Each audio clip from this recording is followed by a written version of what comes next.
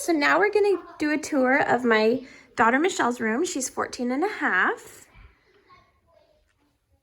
So at 14 and a half, her room rarely looks perfect, but it's usually very clean.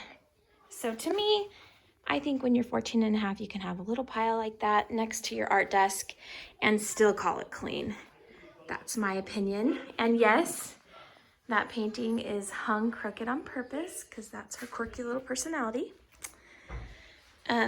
Her room is got a lot of negative space, which I think is good for an artist. Gives her room to create. And yes, I let her use paint in her room because it's just paint. You only live once.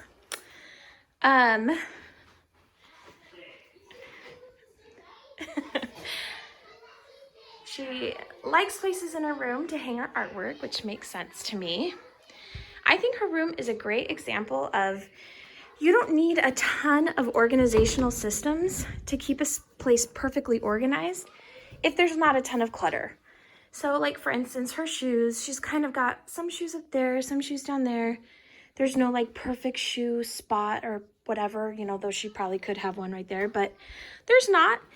But it works because there's not a whole bunch of extra clutter up there as well. So when you don't have a ton of extra clutter, you don't have to have things organized perfectly to live a very functional life. And that's also why decluttering is the first step to getting organized because, you know, once all the extra stuff is out of the way, you see what you have. So I love her room. It really represents her to me. It's clean, it's quirky. None of my kids' rooms look like they would come out of a magazine, but I don't think anybody really lives like that. So I'm just showing you her room as it looks after she cleaned it. So she did clean it. It's Saturday. That's her chore to clean it on Saturday. So, but this is how it would normally look after she cleans it. We didn't take anything out. We didn't do anything extra to it. So I think this is a very reasonable and beautiful way for a room to look. Hey, Shell.